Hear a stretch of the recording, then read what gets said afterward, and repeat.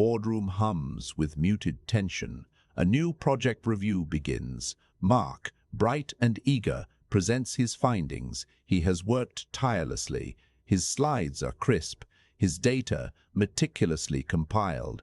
He speaks with measured enthusiasm. Across the table sits Brenda.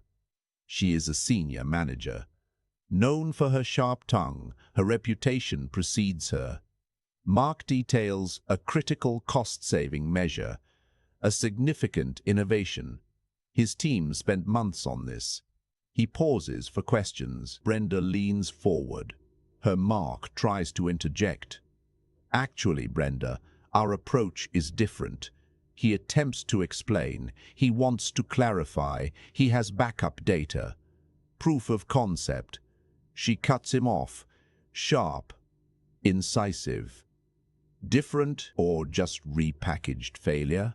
Her gaze sweeps the room. She doesn't wait for his answer. She just keeps going. This is amateur hour, she pronounces, a waste of company resources. She waves a dismissive hand.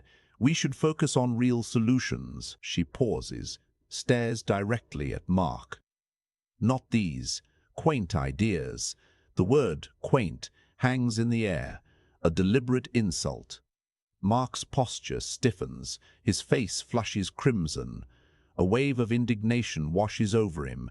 He feels his heart pound. His carefully constructed presentation, his hard work, dismissed, belittled. Publicly, he feels his authority crumble. He reaches for a printed report. Page 6 clearly shows a different outcome. He tries to regain control. He feels the pressure. Everyone is watching, waiting for his response. He wants to argue back. He wants to defend himself, to prove her wrong, to reclaim his standing. This reaction is instinctive. It's what most people do. Brenda smiles faintly, a predatory smile.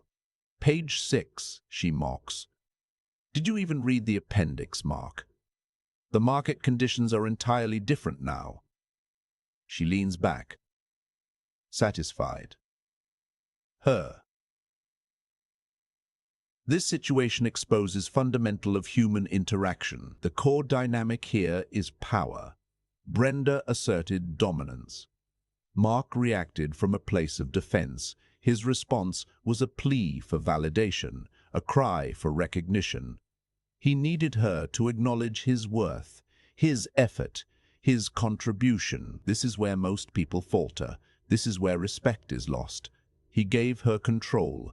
He allowed her to dictate his emotional state, his internal landscape. His worth felt tied to her approval or her disapproval.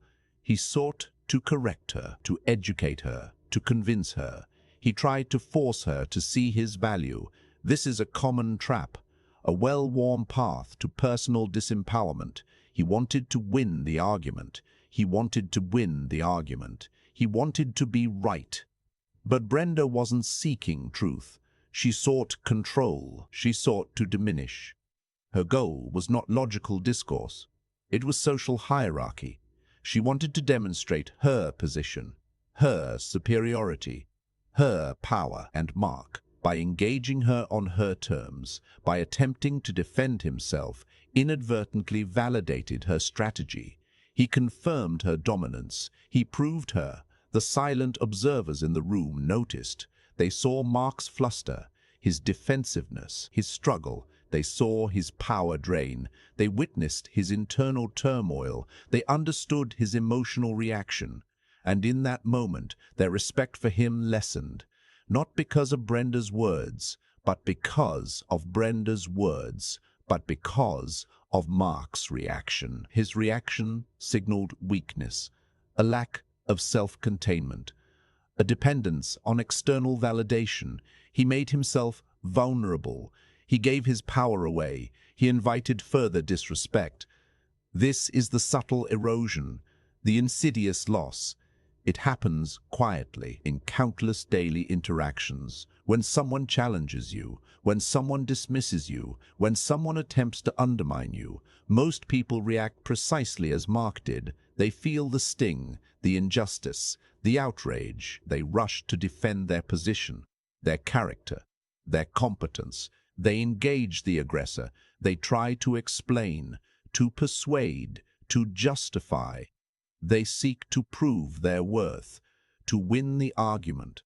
They want the other person to see their value, to recognize their contribution. But this response is a concession. It's an admission that the aggressor's opinion matters too much. It grants them power over your inner peace, over your self-perception, over your sense of worth. You become reactive. You become a puppet. Dancing to their provocations, your quiet power dissipates, your internal strength weakens. You hand them the reins. You allow them to define the interaction. You allow them to define.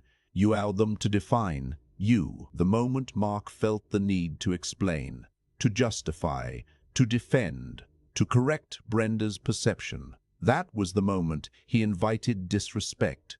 He signaled that her judgment held weight for him. He validated her attempt to diminish him. He became emotionally invested in her opinion. This is the trap, the subtle yet profound mental error. It's not about what someone says to you.